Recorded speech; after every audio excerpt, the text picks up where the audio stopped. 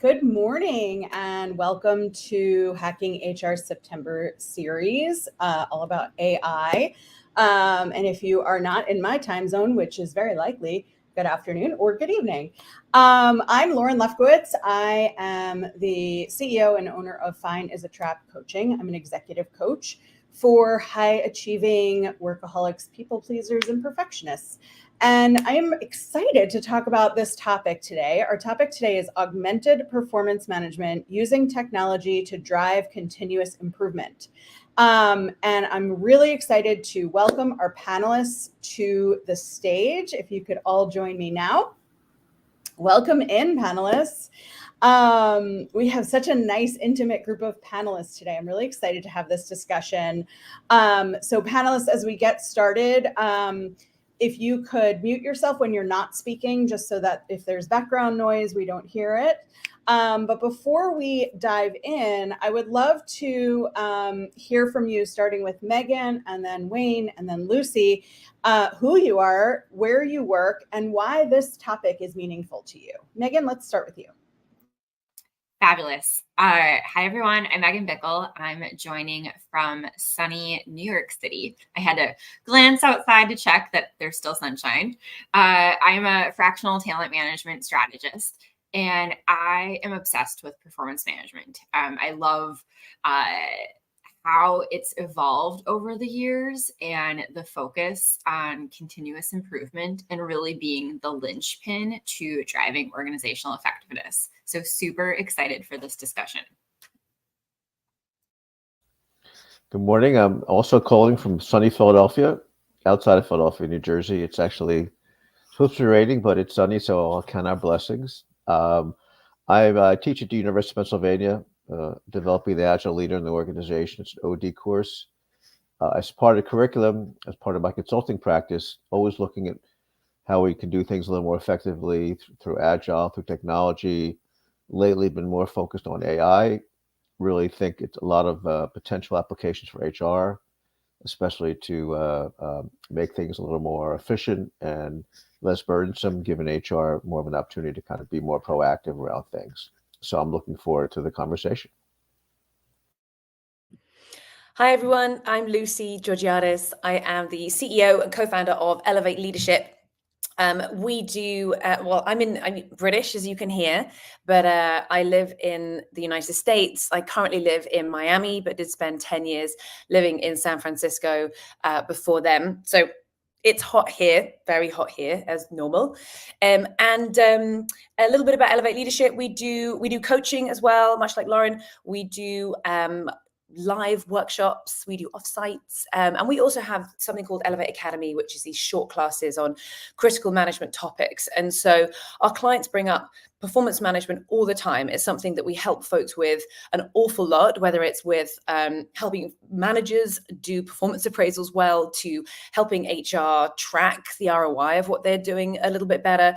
And so I'm obviously interested in the new technology that's out there. And I'm very interested also to learn from my fellow panelists on this particular one. But it's definitely a topic that is close to my heart, and that we are constantly thinking about how we can use and improve technology in what we do day to day as well. So I'm very delighted to be here. Wonderful. Thanks for your great introductions. And panelists, we're just going to jump in. We're a small group, so watch for the unmute button on your fellow panelists, and each of you will get an opportunity to contribute on every question that we ask. And for our audience members, we love comments. So if you've got questions, if questions come up as things go along, please feel free to ask. Feel free to give us your input and your thoughts as well, and we'll bring those into the conversation. So getting started, we're starting from a place where lots of people are skittish about AI, and lots of people are skittish about performance management.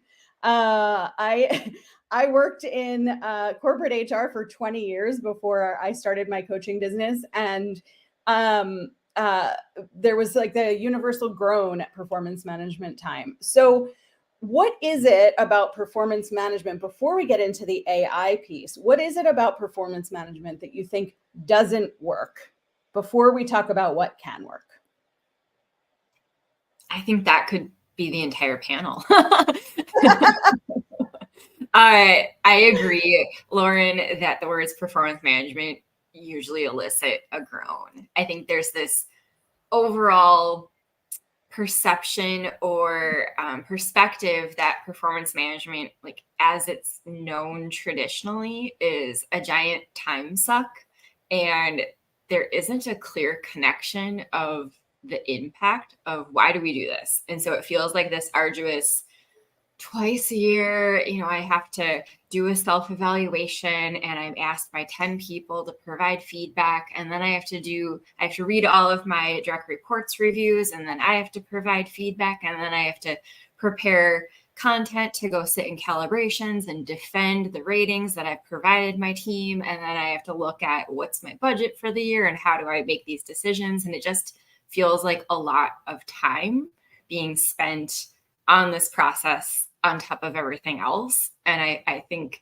at least in the organizations I've been a part of, we as HR have done a poor job of communicating the value of why this matters, why it's impactful. And instead it feels like performance management is equated with this heavy, cumbersome process.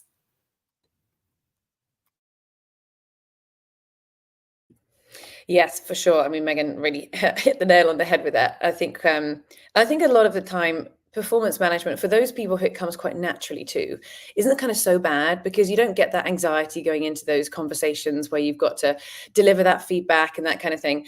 And but for a large proportion of people, having these kinds of doing these kinds of evaluations is extremely stressful, because it doesn't come naturally, and having to put yourself in a way that's like direct and kind at the same time, and all those kinds of things just makes it just incredibly anxiety inducing, because there's, as Laura says, there's this big moment in time once or twice a year where all of a sudden you have these like incredibly important conversations where everybody wants to know how they're doing. And so I think one thing that companies don't often do very well is making sure that they equip managers with the tools for how to have very continuous feedback conversations and manage performance as a daily thing on their team. And they leave it to these large performance review times. And also that there isn't great language around how to have these kind of tough conversations, and make them a habit rather than just being these moments in time. Yeah, these are great ideas. I think the other area is, I think many people don't believe they're objective. It's very subjective. They're biased, and you have to fit people in a box. We need a certain amount of top performers, certain amount of bottom performers. Some organizations, I guess GE was known for that, kind of getting rid of the top lower 10%. So I still think a lot of people feel that it's not really a fair process, that they're not evaluated. It's the squeaky wheel gets the oil, so to speak. People who are maybe more outgoing and more engaging tend to get higher scores than people who are introverted, but still do the work. Then you add the complexity of people being a hybrid now, people not in the office. And so the people who are seeing are more likely to get a positive evaluation versus those who are not seeing. They're not sure what they're doing. So I think those are the key areas that are problematic for HR. Thanks for all of that insight. The once or twice a year dread, the subjectivity, the stress around how am I doing and not knowing, except for once or twice a year. So and in fact, Wayne, what you said about subjectivity, we also got a comment from Omar in our comments that there is a perception that evaluations can be really subjective. You have tough managers, you have easy managers, you have favoritism, you have all kinds of biases. So when we think about AI, I think a lot of us think AI is scary or funny or interesting, but I don't know that we all know how to connect AI to performance. So what do you all see as the connection between AI and performance management? Well, I think, first of all, we call it artificial intelligence. I think a better term for it is augmented intelligence, right? It's not artificial. We're augmenting our intelligence in terms of doing things. Um, I just think it's AI has the ability to really take care of routine work that kind of bogs us down in HR. I was talking to somebody that they were doing performance management globally. The HR people became what she called spreadsheet jockeys. They spent all day just accumulating responses, trying to pin people down. Managers, are not always cooperative. They don't send things back quickly. Employees, the same thing. And so, how do you manage all this mishmash of people from different directions? It's overwhelming. And this was IBM actually. And so, what they did is they used AI to streamline the process and saved about 50,000 man hours doing that, allowing the HR professional to really focus more on coaching and developing and helping the manager be more empathetic and positioning things like that. So that's, I think, and that could be applied in many areas of HR, those routine kind of repetitive assignments that take forever. I think AI can make an impact on that.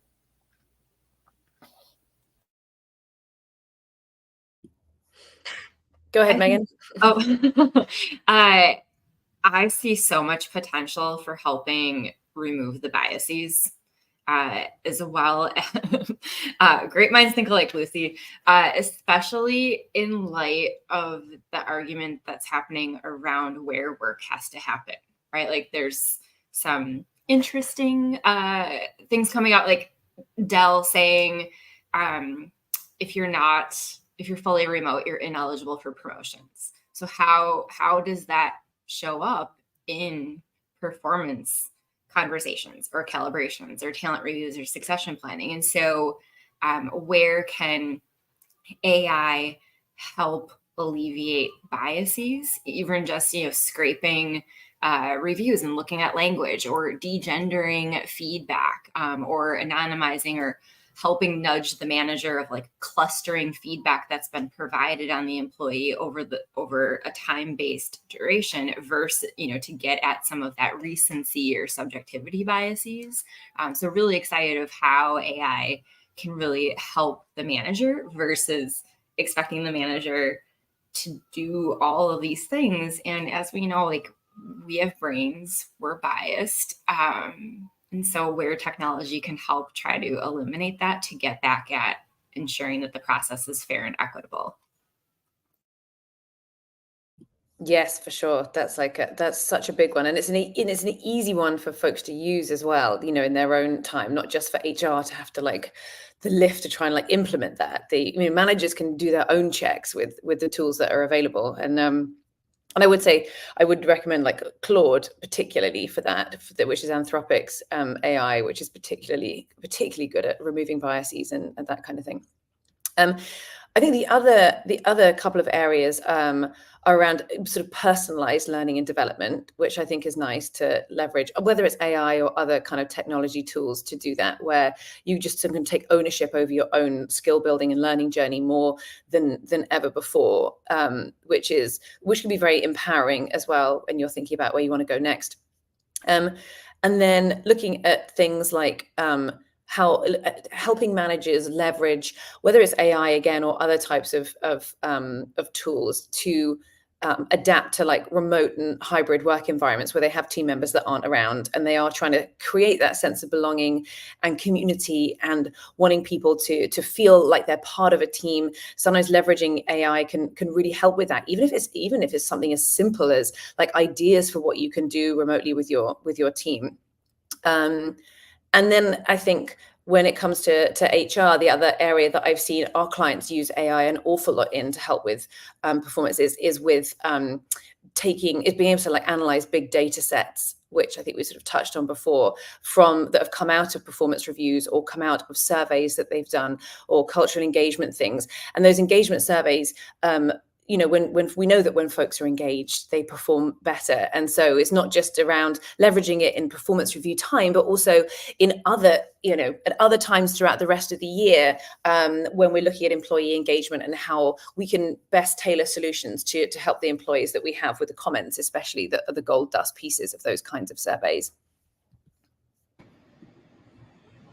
Thank you. And I want to point out something that just happened live in this little group. which is that I brought up AI, and Wayne ever so gently and kindly broadened that for me.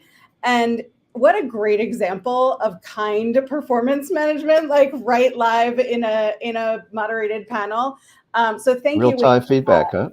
Real-time For feedback, continuous right? learning. I think Yes. we get so scared, and this has nothing to do with technology. This is just live human interaction. But we get so scared to give feedback, and we write it down or we keep it in our head and we save it for performance management time. So this leads me to the next question, which is, what is the benefit of continuous tech-enabled performance management? How can that help us as HR leaders, as helping our leaders inside of our organizations, helping the people that we consult with to really start getting comfortable with more frequent performance management?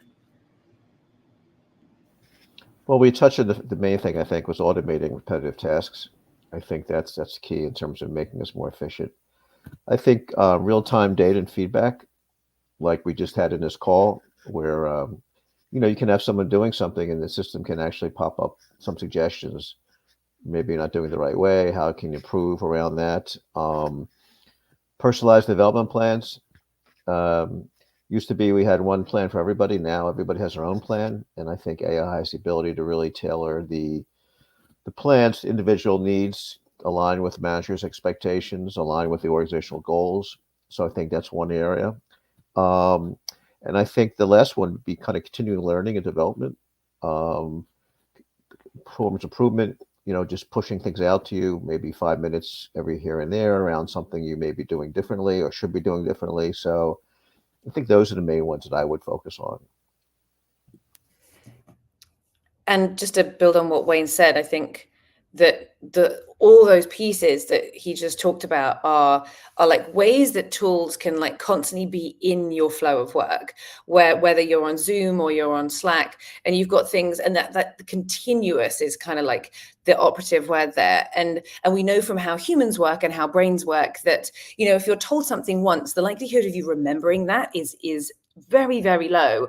And our brains have this necessity is necessary, but we do have this remarkable ability to forget a huge amount of information. I think the thing that helps with this more continuous performance management is that it'll help ingrain the learnings. It helps us build habits. It helps us remember models and frameworks that help us phrase things well. It really helps. It just really helps everybody constantly practice in a way that before we couldn't do, where we just come in at a point in time, we deliver a workshop, we like tell you all a whole bunch of stuff that you need to remember to do as a manager, and then just hope that you might remember how to do it when you go back to your day to day. And so I think these tools are just absolutely invaluable for reminding us. It's to protect against that ability to forget so easily. I think there's something about taking continuous performance management and really breaking it down for what does that mean and how does it show up in the day-to-day. And as Lucy and Wayne both mentioned, creating habits, but more importantly, in the flow of work. And I think getting back at the original question around why do people groan at the words performance management? Traditionally, it's associated with this arduous twice a year process versus if you're weaving in the components of effective performance management, having one-on-ones, giving feedback, reviewing goals, aligning as business needs or priorities change, if you're doing that on a frequent basis, then those organizational touch points of when there's a couple extra pieces that are tied into like compensation, for example, it should feel lighter because you're making the investment in incremental pieces versus, maybe I haven't done as great of a job of checking in on what were the performance goals, how is my team performing? Oh crap, I forgot to give that feedback in a moment, and now here we are, and things have spiraled into a problem. And so it's those small habits, small aspects of having the conversations, giving feedback, resetting goals, and checking in that then lead to continuous performance management in action. I would just add one other thing. I think AI can help surface outliers, whether it's a bias around selection, your DEI programs, whether someone is becoming dissatisfied, not performing well. It provides you with kind of real time impact, and you can see what's going on in the organization. If you wait 6 months, 6 months too late to figure out what really happened at a certain point. And so if you can monitor the data on an ongoing basis, it allows you to see some outliers, things that perhaps are good, or things that perhaps are bad. And to add one more point onto that, there's this tool that I don't know, this is sort of slightly competitive with what we do at Elevate, but like they're so great. I'm like very excited to tell people about it, which is exactly kind of what Wayne was talking about there. And they're called HeyKona, which is heykona.com. And they're actually coaching, but through Slack and Zoom.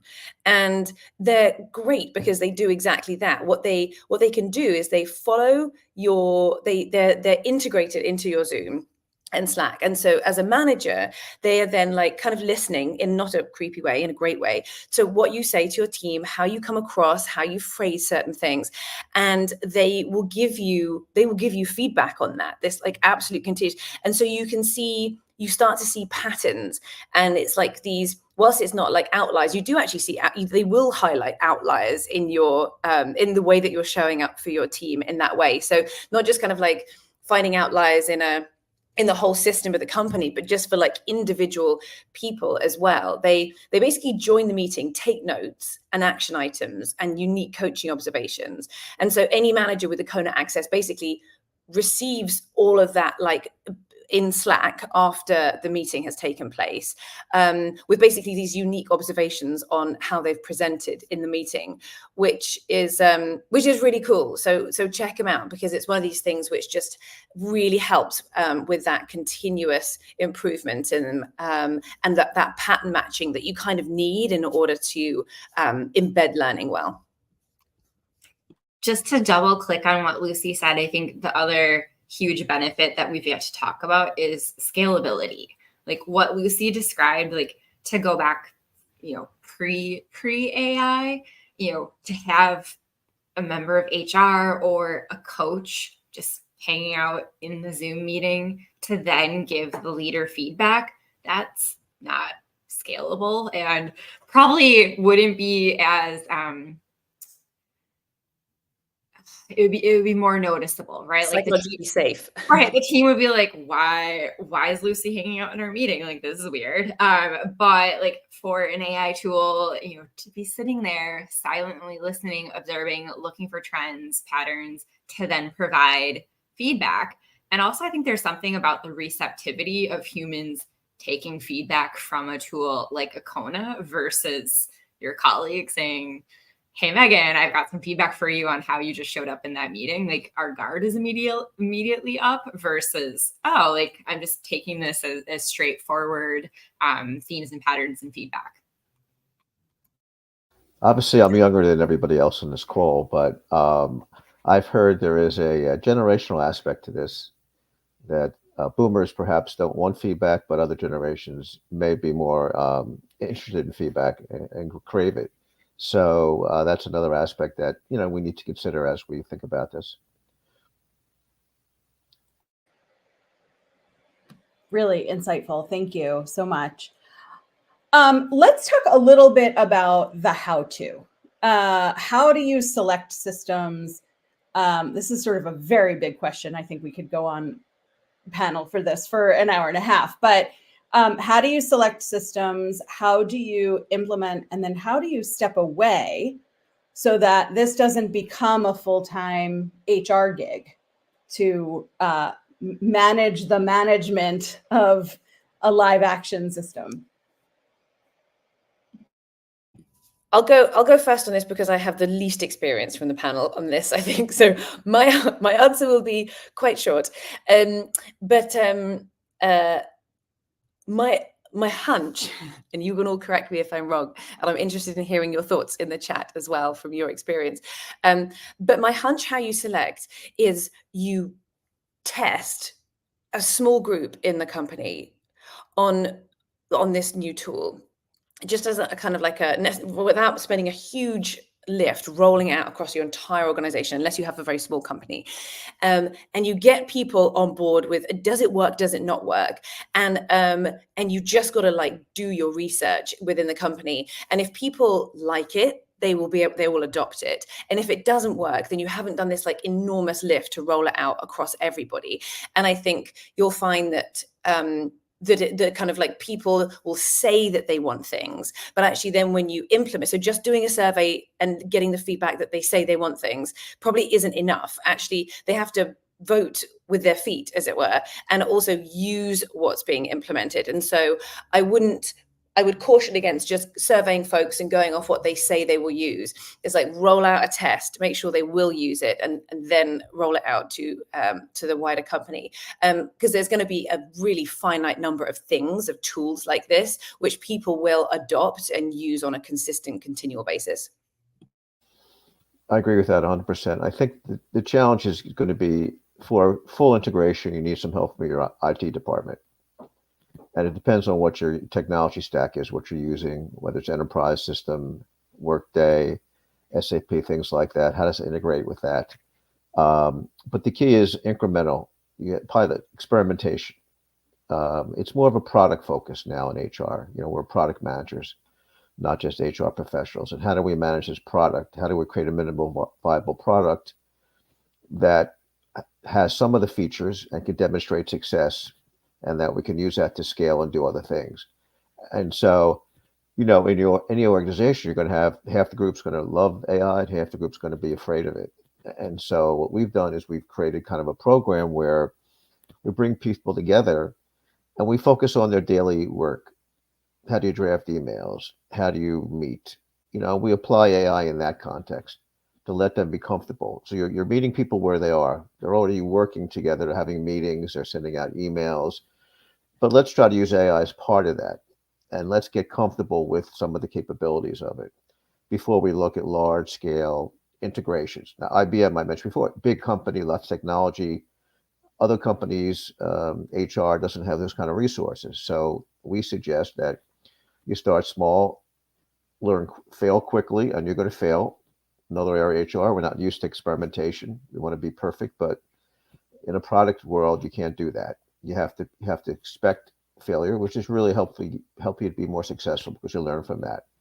So it's having that product focus, starting small, learning, growing, and then developing. And as it scales, you'll get more support, you'll get more interest, and then you can take it to higher level of functionality in terms of integrating with Slack, as you mentioned, or Workday, things like that.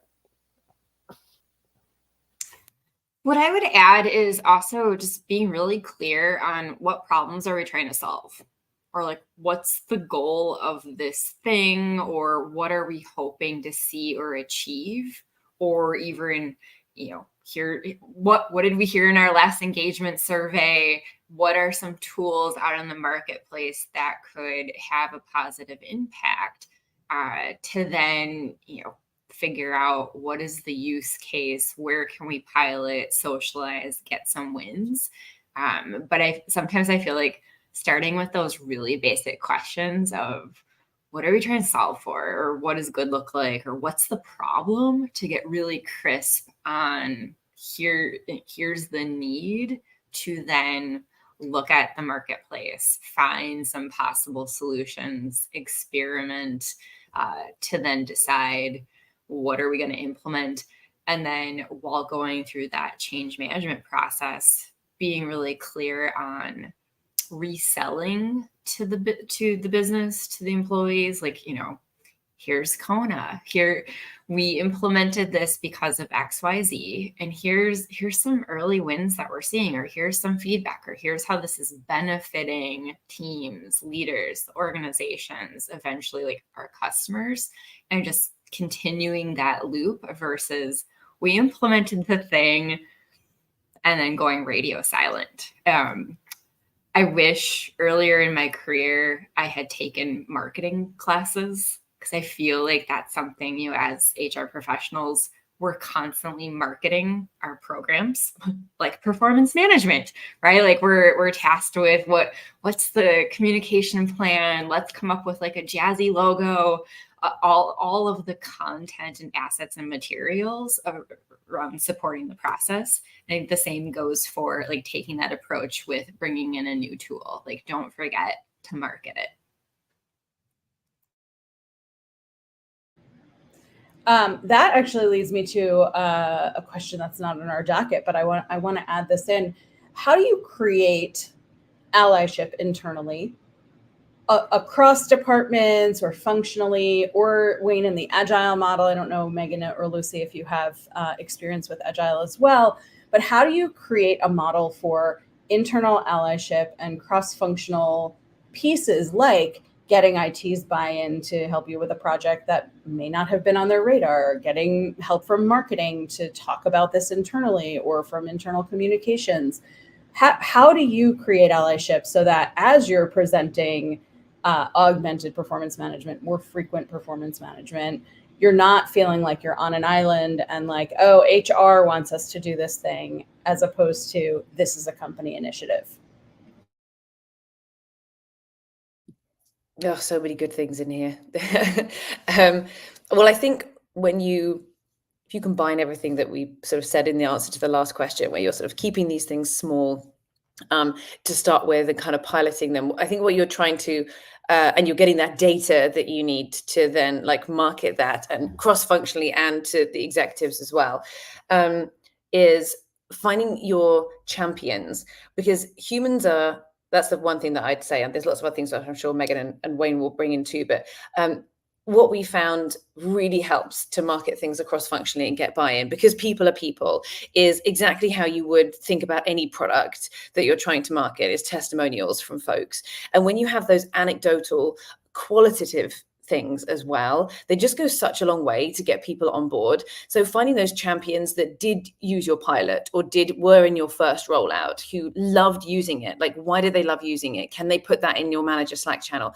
Can they talk about it at all hands? Can they come into another cross-functional team members meeting and talk about how much it impacted them and their team, and how much it helps them be more efficient with their day-to-day, or whatever the message is that you want? Because people do want to help, and shouldn't just be on you as an HR professional to constantly be like the only ones marketing, beating the drum. Bring in like as many people as you can to champion your program. Yeah, I love that. There's something about bringing people along on the journey, but also really connecting it back to the impact on them. So it's the classic with them, right? Like, what's in it for me? And so being mindful of, here's the impact on the business. Here's the impact on IT. Here's the impact on people leaders. So it feels less of an HR initiative, and you're painting a clear picture of, here's the problems that we're trying to solve. Here's how this will free up more time in your day, right? Less time writing reviews. It will help you, have unbiased feedback conversations, et cetera, et cetera. And I think zooming out, looking at who are those teams that you should just naturally be having regular checkpoints with. So like, maybe you're meeting with IT on a monthly basis, and so they're fully aware, like, as you're surfacing, like, hey, we're starting to explore looking at some tools. Hey, IT, are there any that you're hearing of from your network? So also helping them be a part of the process, versus here we are, here's the tool that we want to do, and IT feels left out of the conversation. And so again, just strategic relationship management and just bringing people along on the journey, and also continuously connecting back to, here's how this will benefit you. Here's the impact. Here's how this will impact the organization. Oh, excellent points. The one area I would add is, typically in HR, we like a big bang approach. We want to spend massive dollars and massive systems and implemented throughout the organization. That really works. The ROI on those has generally been pretty poor. And so, I talk about kindred spirits a lot. All of us on this call are kindred spirits. We believe in hacking HR, and we've been involved. So I believe in any organization, there's many kindred spirits who want change, who want to buy into what you're trying to do. And now with social media, social listening, you can find them. And so it's gathering the willing, the people who are willing to try things, and then showing some successes, social proof it works, and then you increase that. We're talking about evolution, not revolution. And so, how can we evolve? By getting more people involved, more kindred spirits who want to buy into what we're doing. We show successes, and then get to a point where people want to be involved because they don't want to miss out. So it's a different way of looking at things. It takes longer. A lot of political stuff, managers don't have a lot of patience. But, with the right leadership and showing some results, it can be done that way. So again, look for those kindred spirits that are aligned and will help you what you're doing, and also give you some motivation, keep you going. As a change agent, it's debilitating at times. You don't get a lot of support, a lot of resistance. You want to give up. But as you build more a cadre of people who believe in what you're doing, you can be more successful. Wayne, I love that. Gathering the willing. It's such a great quote. Gather the willing. You can use it freely. I probably got it from somebody else. So. So speaking of gathering the willing, we have a comment from Omar that large-scale integration would have to be cognizant of the generational divide. And Wayne, you mentioned earlier the potential boomer perspective, but it's about generational attention, but also cultural differences, right? We are global, even if we're not often working in other countries or regions. We are global, and we have different cultural aspects to consider and different generational aspects to consider. Once you've got your allies in play, you've got your willing, really playing this, and as you expand, how do you bring this in to the broader group of people, considering all of those aspects?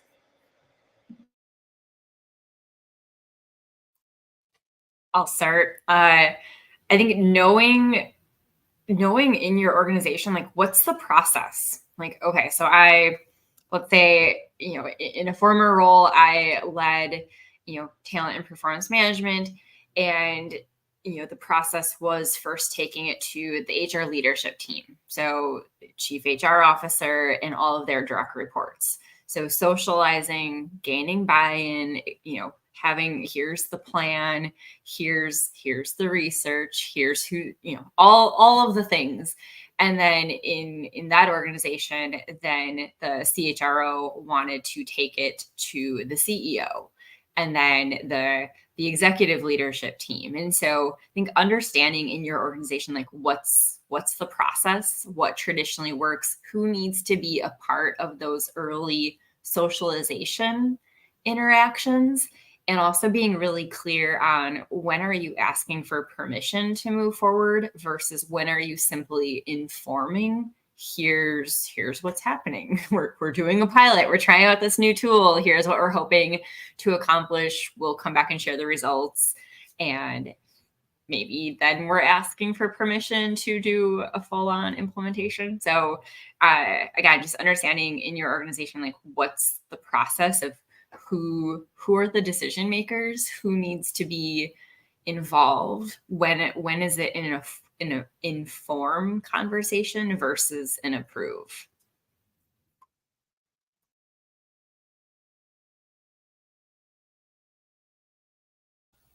So, let's talk about culture for a second. Obviously, we know it eats breakfast, lunch, and dinner for all the time. But in our course with students, we talk about Westrom's 3 models of culture.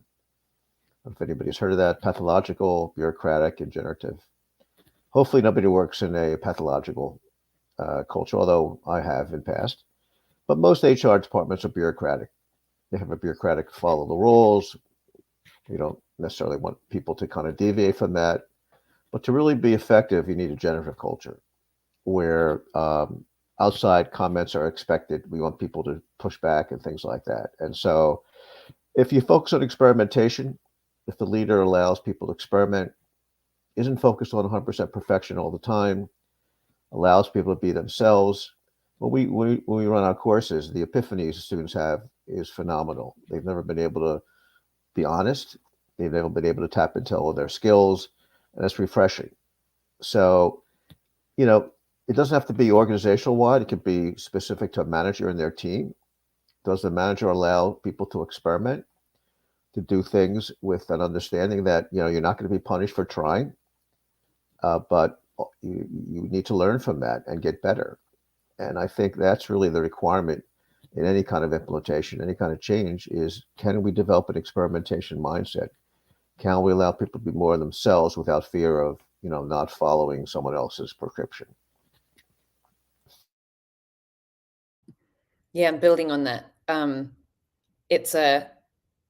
think whenever HR, well, any department wants to roll out something here, that and it kind of also goes back to Megan's point about like knowing who your key stakeholders are.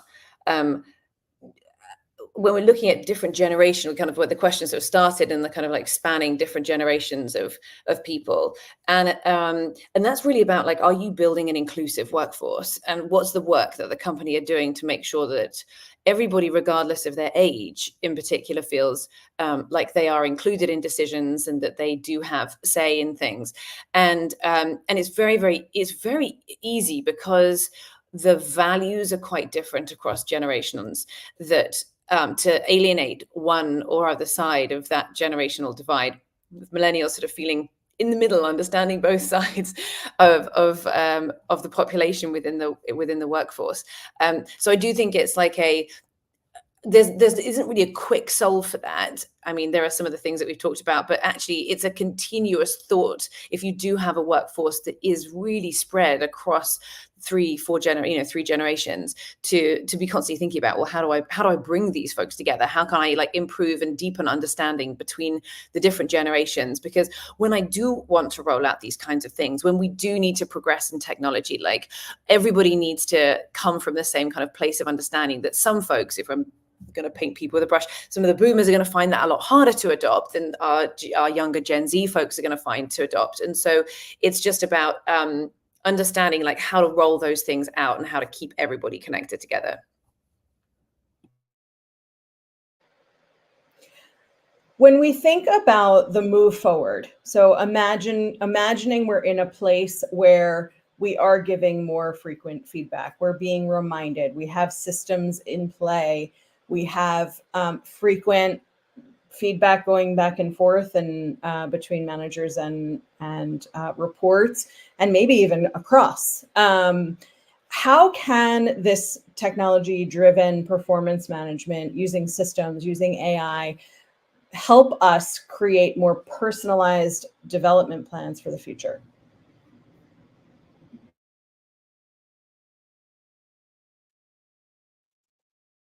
I think we touched upon this earlier in terms of, personalization being the key word versus, everyone has a development plan. Now it's the uniqueness.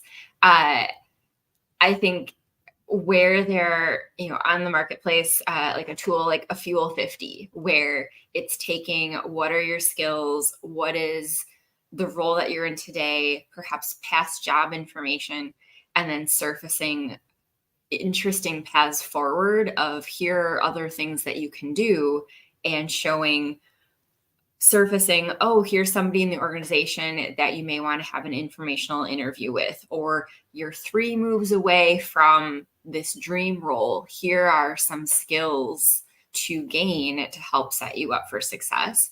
And so rather than HR creating all of this content around career ladders and, blah, blah, blah, blah, blah, it's the reality of, jobs today possibly weren't created 5 years ago. And so where can you lean into how can technology surface, like what are the skills for development, like learning agility, for example, versus getting really focused on developing somebody for a role 3-5 years from now that might not exist, but also helping show employees in the moment, here are multiple pathways tied to skills and experiences.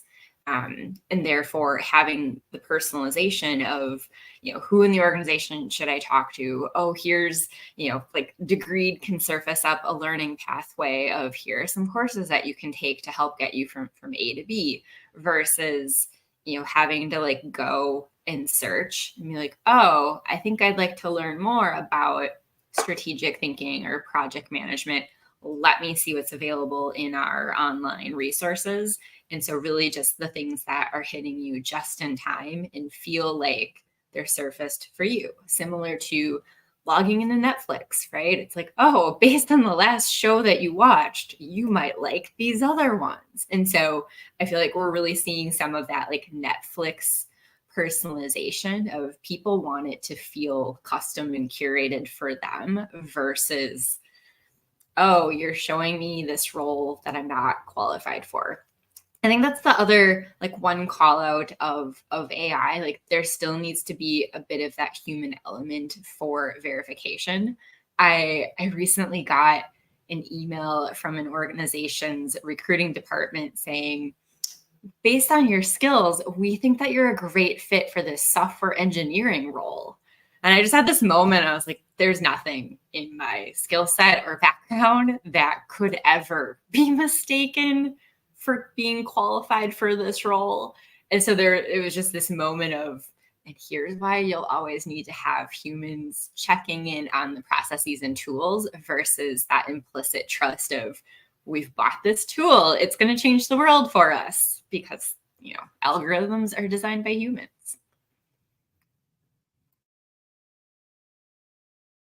Yeah, I think curation is another area that you mentioned on, Megan. You have your personal own librarian that can surface things, and we tend to be isolated, right? We tend to look for information that validates what we already know. Or look at the political situation, not to bring up that, but whoever you support, you're more likely to listen to things that support your thinking, and that's pretty dangerous for a leader, because there are many unexpected things that can come out. So I think AI can provide you with access to information that maybe you haven't thought about, but need information that can help you avoid a big mistake or make be successful in something. And so I think that's the aspect you could kind of tell, and it kind of would know, could find out what are your gaps in your thinking. You're looking at these three sources, and you're a marketing manager, but you're not looking at this source, which might provide some additional information that you hadn't even thought about. And so it can help you to curate to get the information you need to be more successful. That's one area, I think. Yeah, I don't think I have a huge amount to add on to those two. I think those are both pretty thorough. I do think that a lot of the systems that we all know and love, like Lattice, for example, are thinking about this problem a lot of how do we how do we then serve up based on people's performance reviews that we now have in the system, really great personalized development plans for them. And so I think if you are using existing technology already to help you run your performance reviews, you may well find that it has other offerings in there, other features, which can then help folks. It's more of like an education to see, for folks to be able to go back in there and look at their perf reviews and see like what are we being served up. But to Wayne's point, there's like you got to take that with a little bit of a pinch of salt, because I mean, you do hopefully you know yourself, and maybe it's just something that the managers are trained on to work through just a little bit better with digesting those performance reviews and looking at how you can create plans that actually work for you. Anyway, but I do like Sarah's comment in here. I'm curious to know more about AI predicting future potential based on historical performance data. Any insights on this? Which is kind of like a cool question, which is somewhat related to this, where it's like, if I look at all my past behaviors, if I look at my past like conversations that I've had or team meetings that I've run, like, does it predict like any kind of future potential that I have, or is it actually like incredibly dangerous to do that with people?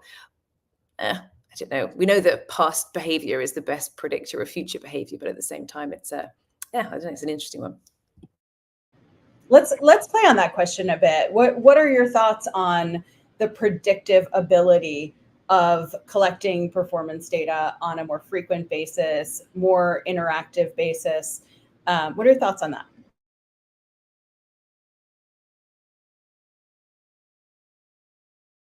I mean, one thought is it all ties to the algorithm. I had this leader once upon a time who had designed an algorithm to predict who would attrit. And she was really proud of this algorithm, and she had like a 99% accuracy rate. But in her telling of this story of, I built this algorithm to predict who would leave, they never did anything with it. Like, it wasn't we need to use this data to then have stay conversations or check in with people. And so, on one hand, there's the potential for what, right? Versus, well, how are you going to use it? Are you using this to surface? Are you using this to cross-reference who's showing up as a 9 in your talent review? Are you using this to surface it for who should be in your bench strength for critical roles in the organization?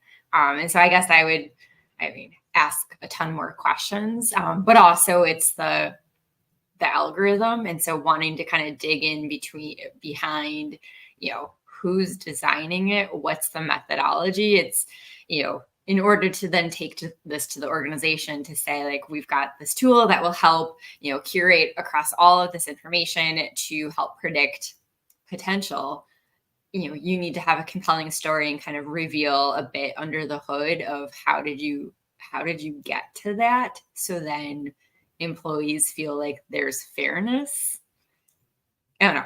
I guess on a side note, I was in like a webinar, and somebody made the comment around organization network analyses being the future of talent reviews.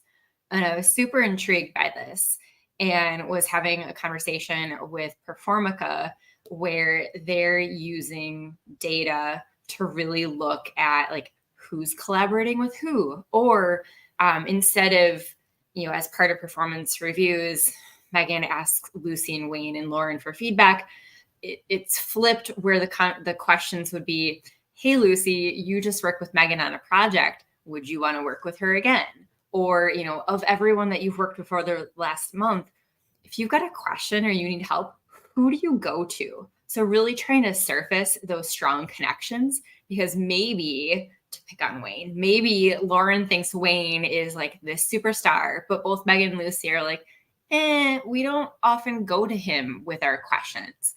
And so just taking a different approach to surfacing, performance, collaboration, but also like that internal knowledge of who's helping who are seen, amongst the team members as high performers in a way that maybe leaders might not be seeing, which I think that serves really well in distributed environments in terms of, Lucy's in Miami, Megan's in New York, like, use the data to see how often are they meeting, how often are they collaborating, versus just, doing performance feedback systems based on org charts. Oh, I much prefer that. I much prefer that than the latter. I was like, oh, the whole thing icks me out massively, and I was like, oh, that icks me out less. That icks me out less. I like the approach of the questions, and I think Deloitte did something similar when they revamped performance management years and years ago, where it was at culminations of projects, asking those questions of, okay, the 4 of you just worked on a project, like, would you work with each other again, right? Like, who is most deserving of a promotion? And so again, like, surfacing the questions in a different manner to really understand, performance potential, team camaraderie, if you will, in a different manner than what typically shows up in organizations.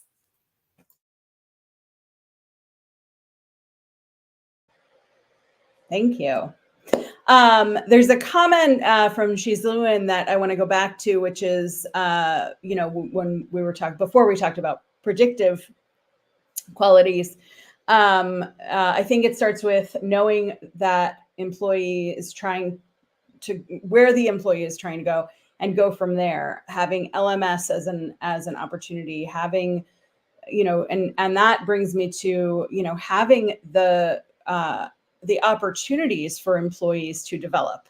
So not just the performance management and then the personal development plans, but also the resources available. As we're coming to close, which seems to have happened very quickly, I'd love to hear final thoughts from each of you on this topic. What have we not covered? What do you think is important for folks to know?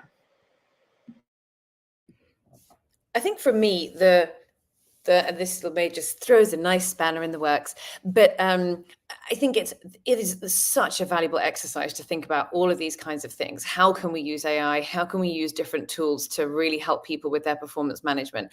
And then I think it is also easy to get a wee bit carried away. And I think when you're looking at like performance management, it's sort of inherently personal. And if you're getting feedback from your managers, or if HR is trying to like roll something out, I'm also, a proponent for like, does everyone have the space and time to like think about their own performance? Do they want to do the things? It's very easy to rely on all the tools to show you all the things and to analyze all the data. But like if you sat down with a notebook and a pen in your hand and you really thought about how you were doing and the feedback that you'd got and the relationships you have with people and how much impact you are having in the business, like what performance management techniques and skills would you actually personally just like to learn, irrespective of any type of technology or AI intervention? And so I also just think, for me, kind of to Lauren's point, is like, do employees just have the space to think and be very present and take advantage and take responsibility, I suppose, for their own performance in a way that takes them out of their screens and back into a pad of paper. Maybe that makes me sound like a dinosaur, but I do think humans respond very well to that kind of thing as well. My suggestion would be just get started. In HR, we spend too much time analyzing and want to make it perfect. Your employees, some of your employees are already using it, some are not. So just tap into those, try to come up with some email generation, content generation, meeting, synopsis of meetings and things like that. Just start using it on a regular basis and experiment. And as people get more comfortable with it, increase the complexity of it.